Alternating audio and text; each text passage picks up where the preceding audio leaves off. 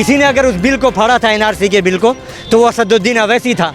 और यकीन मानिए कि उस दिन अगर असदुद्दीन अवैसी बिल को ना फाड़ता तो हमें पता भी नहीं चलता कि एनआरसी क्या है। कांग्रेस पार्टी जो नक्शा हिंदुस्तान का तैयार किया था, आज नरेंद्र मोदी उसी नक्शे के ऊपर काम कर रहा है। कि करते हैं हम बेशुमार भाई अवैसी से प्यार। पतंग तो बहुत ज्यादा उड़ रही है और यूं कह लीजिए कि उसको कोई काटने वाला पैदा नहीं हुआ।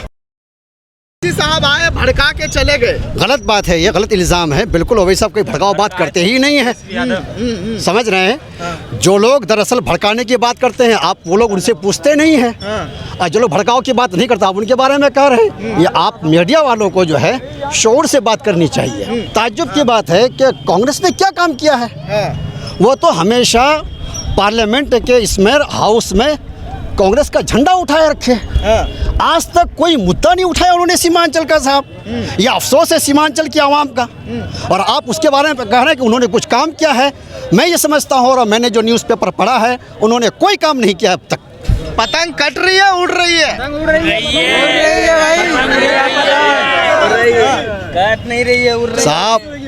पतंग तो बहुत ज्यादा उड़ रही है और यूं कह लीजिए कि उसको कोई काटने वाला पैदा नहीं हुआ जी। कांग्रेस पार्टी कह रही है कि कोई कांग्रेस पार्टी नहीं, कोई कांग्रेस पार्टी नहीं। कांग्रेस पार्टी जो नक्शा हिंदुस्तान का तैयार किया था, आज नरेंद्र मोदी उसी नक्शे के ऊपर काम कर रहा है। नरेंद्र मोदी का कोई दिमाग नहीं है, बहुत बड़ा फेंकू है। इस वक्त जहीर खान से भी ज़्यादा लंबा बॉलिंग करने वाला फेंकू वही नरेंद्र मोदी है। उसके अलावा आज तक मैंने इतना बड़ा झूठा इंसान नहीं देखा मैंने। तो आपकी पार्टी अकेला जीत के क्या करेगी? क्या नाम हुआ आपका? मोहम्मद साकिर मिनार पंचायत के हैं हम।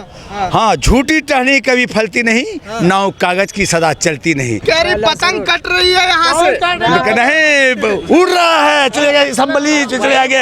लड्डू बांटेंगे हम लोग, लड्डू बांट रहे हैं आप पूरे पंचायत। इलेक्शन में जो 70 सालों से जो कांग्रेस की यहाँ पे एक समझिए जागीरदारी थी वो ख़त्म होने वाली है एमपी सीट के लिए, ये तय है। तो यहाँ से पतंग उड़ेगा, बहुत ऊंचाई। पतंग पतंग पतंग। आप मीडिया वाले जरा अच्छा जो है पतंग का जो है ये डोर मत कटवाइए, वरना जो है पंजा काट रहा है ना। पंजा नहीं काट रहा है, आप मीडिया वाले काट रहे हैं। ताकत नहीं, पंजे में इस वक्त पतंग उड़ाने की ताकत जरूर रहेगी इंशाल्लाह। एक बात हम ये कहेंगे कि आप जो बोल रहे हैं कि पतंग कटेगा, वो जो भी बोल रहे हैं पतंग कटेगा, जितना काटिएगा उतना उड़ेगा वो ना। क्या बात सही है कि नहीं?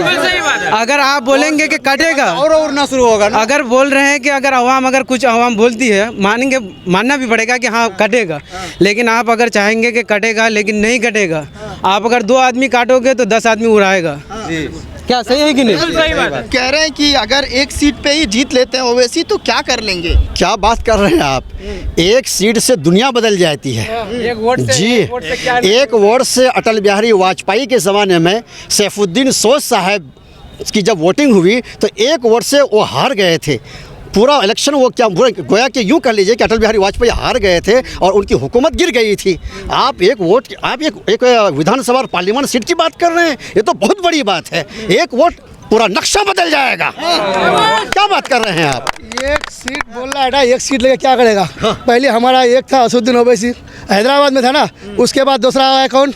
वारिस पैठान, इम्तियाज जलील, औरंगाबाद में है ना। अब औरंगाबाद में देखो कितना विकास हो रहा है। एक ही था ना जो कि वहाँ एमपी का पार्टी था, देखो कितना विकास किया। हैदराबाद में हकीम पे कितना विकास किया ना। बिल्कुल, बाबरी मस्जिद जिंदाबाद थी, जिंदाबाद है और क़यामत तक जिंदाबाद रहेगी इंशाअल्लाह। कि करते हैं हम बेशुमार। अगर शेर अच्छा लगे तो आप तालियां बजाइएगा। कि करते हैं हम बेशुमार भाई अवैसी से प्यार। करते हैं हम बेशुमार भाई अवैसी से प्यार। और ऊंचे में ऊंचा झंडा पतंग का, ऊंचे में ऊंचा झंडा पतंग का, ऊंचा रहेगा झंडा पतंग का लहराया लहराओ लहराओ लहराओ इसको बार बार। बजाइए तालियां। भाई अवैसी से प्यार करते हैं हम बेशुमार, भाई अवैसी से प्यार। और एक पार्लियामेंट में वो दिन आया था जो तकरीबन कितने लीडर और फिरौन किस्म के लोग वहाँ बैठे थे, लेकिन उन जालिमों के ख़िलाफ़ हिम्मत के साथ और दलील के साथ किसी ने अगर उस बिल को फाड़ा था, एनआरसी के बिल को, तो वो असदुद्दीन अवैसी था। और यकीन मानिए कि उस दिन अगर असदुद्दीन अवैसी बिल को ना फाड़ता तो हमें पता भी नहीं चलता कि एनआरसी क्या है और पूरे मुल्क में एहतजाज भी ना होता। सबसे पहले बिल फाड़ने का काम असदुद्दीन अवैसी ने किया और फिर पूरे मुल्क में एहतजाज हुआ और एहतजाज के बाद अल्हम्दुलिल्लाह उस कानून को ख़त्म किया।